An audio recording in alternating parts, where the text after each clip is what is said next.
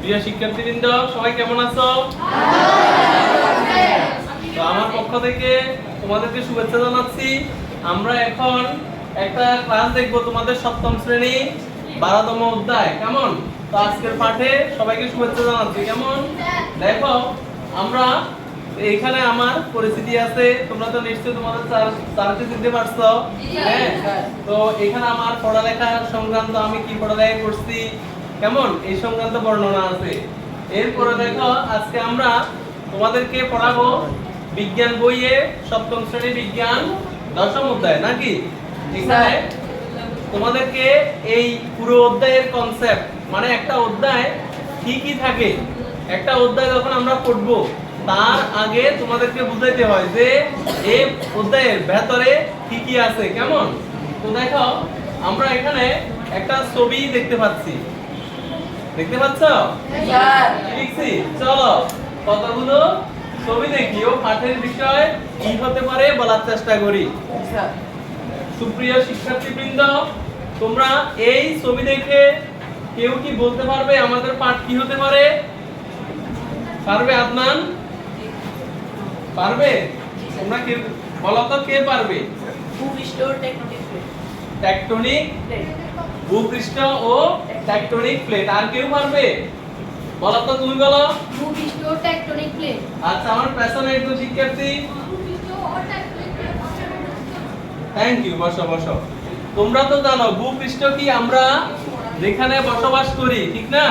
উপরে উপরে ভূমিটাকে কি বলা হয়? ভূপৃষ্ঠ। কেমন? Thank you. তোমাদের অনুমান সঠিক আছে কিনা আমরা আরো দেখি। এই ভূপৃষ্ঠ এর অভ্যন্তরে কি কি থাকতে পারে। দেখো, এখানে একটা চমকপ্রদ ছবি দেখা যাচ্ছে, যে ছবিটা একবার আগুনের মতো মনে হচ্ছে। কেমন?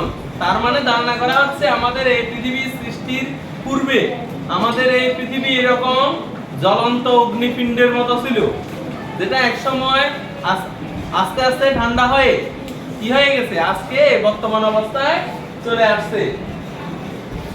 তো দেখো, আমাদের পাঠের নাম ভূপৃষ্ঠ, প্লেট, টেকটনিক্স তত্ত্ব। তোমাদের বলা চিন্তার যে অনুভূতি তার সাথে আমার মিলে গেছে, তার মানে তোমাদের চিন্তা ভাবনা সঠিক। থ্যাংক ইউ তোমাদেরকে। এবার আমরা দেখব এই অধ্যায় পড়ে আমরা কি কি শিখতে পারবো। এই অধ্যায়ে দেখো, পৃথিবীর সৃষ্টি বলতে তোমরা কি কি শিখতে পারবে? পৃথিবীর সৃষ্টি বলতে পৃথিবী কিভাবে সৃষ্টি হয়েছে সেই সংক্রান্ত বলতে পারবে। মহাদেশ ও টেকটনিক্স ব্যাখ্যা করতে পারবে। সমুদ্রের সৃষ্টি ও সমুদ্রতলের প্রসারণ বর্ণনা করতে পারবে। আমরা জানি আমাদের মহাবিশ্ব প্রতিনিয়ত কি হচ্ছে? প্রসারণ হচ্ছে, বড় হচ্ছে, এবং সমুদ্রের তলেও কি হচ্ছে? প্রসারণ হচ্ছে। কেমন? তাহলে এবার আমরা একটা ছবি দেখি। এটা কি দেখতেছো তোমরা? হিমালয়, পৃথিবীর সৃষ্টি। আর কি? পর্বতমালা। কি দেখতেছো? পর্বতমালা। এটা পর্বতমালা আমাদের পৃথিবীর একটা অংশ না? আমাদের পৃথিবীর একটা অংশ তো? অংশ। এবার দেখো কি লিখছে এখানে, কিভাবে সৃষ্টি হয়েছিল পৃথিবী। আমাদের পৃথিবীটা অনেক কল্পনা কল্পনা তোমাদের, যে আমাদের পৃথিবীটা কিভাবে সৃষ্টি হয়েছিল। সত্যি না? তোমাদের মনে হইতে পারে না? তোমরা কি রকম ভাবো? ভাবো তো? Thank you. ভাবতে হবে তোমাদেরকে, ভাবলে জানতে পারবে। কেমন?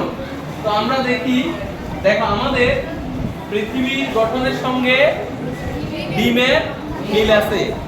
ডিমের যেরকম 3টা স্তর, উপরের স্তর শক্ত, তারপরে স্তর কেমন একটু নরম, তারপরে আরো নরম।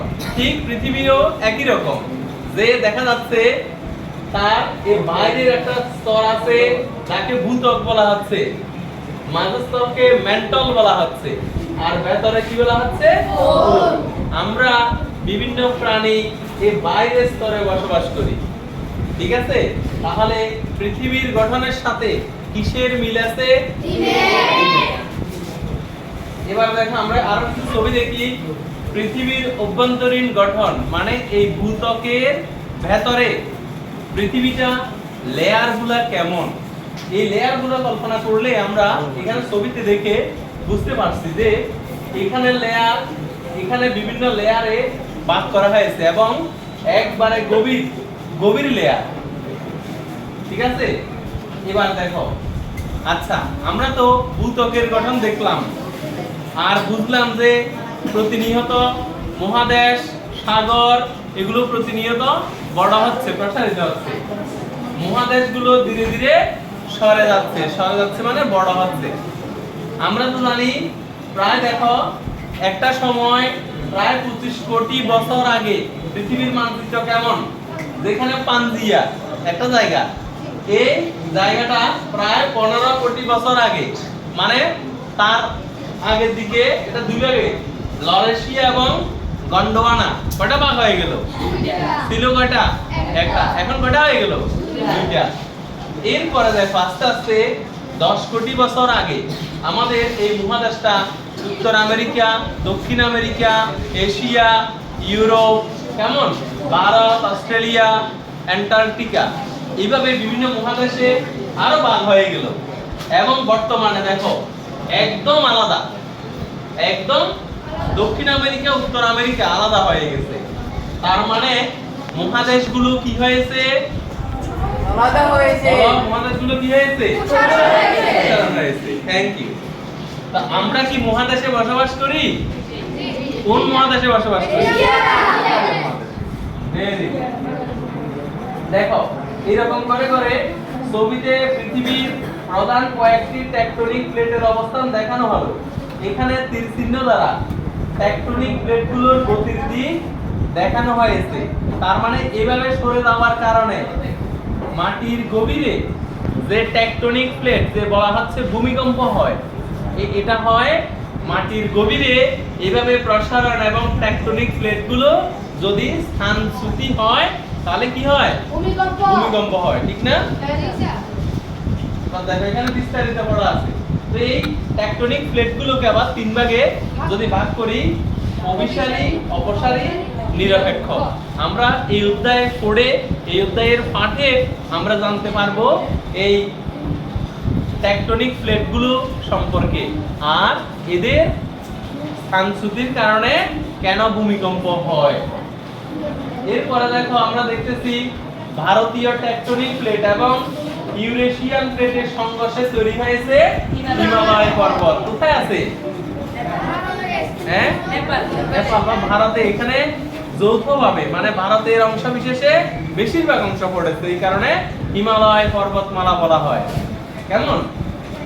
এটা টেকটনিক প্লেটের সংঘর্ষে কি হয়ে গেছে? টেকটনিক প্লেটের সংঘর্ষে ওই জায়গা ফুলে উঠে হিমালয় পর্বত তৈরি হয়েছে। আবার দেখো টেকটনিক প্লেট সরে যাওয়ার কারণে মিড আটলান্টিক রিজ, এখানে একটা খাল বা হ্রদের মতো দেখা যাচ্ছে। এটা কিন্তু অনেক বড় এবং এই দুইটা জায়গাকে কি করে দিয়েছে? ভাগ করে দিয়েছে, বিচ্ছিন্ন করে দিয়েছে। তারপরে দেখো আবার সান অ্যান্ড্রিয়াস ফল্ট লাইন, এই দুইটা টেকটনিক প্লেটের সংঘর্ষ বা স্থানচ্যুতির কারণে এখানেও অবস্থানটা অন্যরকম হয়ে গেছে। কেমন?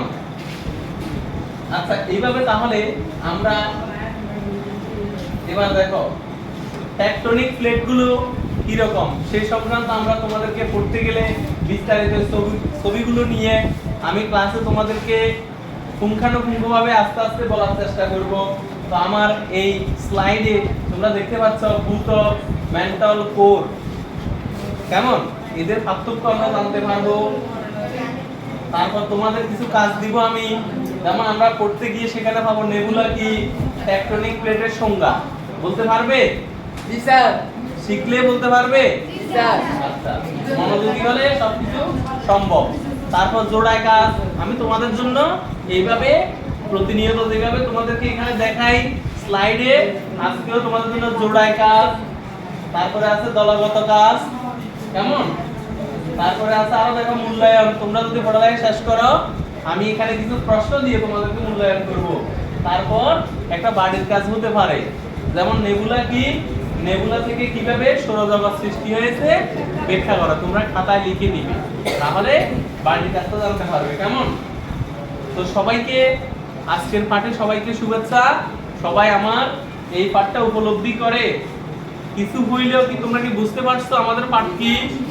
আর এই ভূত্বকের গভীরে কত কিছু অজানা আমাদের আছে, সেগুলো কি আমাদের জানতে ইচ্ছে করে না? ঠিক আছে, সবাইকে ধন্যবাদ, সবাই ভালো থাকবে।